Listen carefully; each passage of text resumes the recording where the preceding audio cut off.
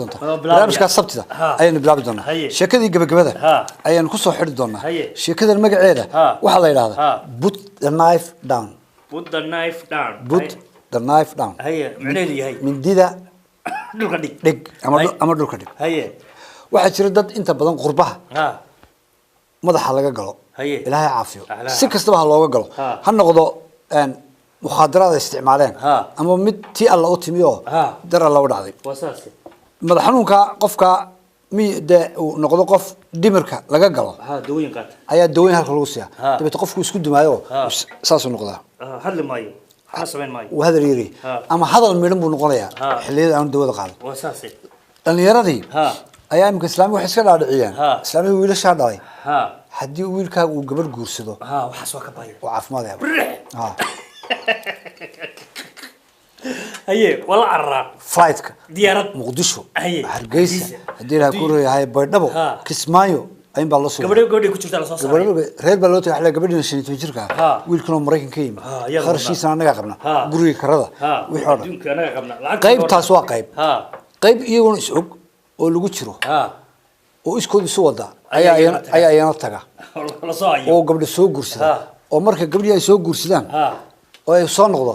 ayaa ma telefoonka silwaaya bismillaah markaas telefoon lagu soo diray waxa lagu waranayaa in hebel la yiraahdo oo gabadh ka gursaday maalin magaalo hebla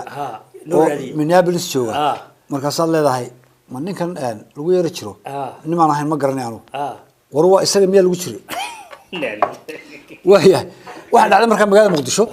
ayaa islaam baa gabadh wiilkeeda u guurisay wiilku lagu yeero jiraa maskaxda laga jiraa sideena ma haye dabeetana intii hore kiniinka uu yar qaatay kiniinkiisu ka qaatay habeenkii arooski gurigii markii la galay ayaa loo kala tagay haye isagii gabadhii haye dabeetana wixii baa ku kacay haye gabadhii aroosadii telefoonkeeda iska haysto very happy aan buu jikadii galay bahal mideen soo qaatay ayuu qayl ku dhuftay dabeetana gabadhii inta ka gaarsiibay qol hoos ka xirato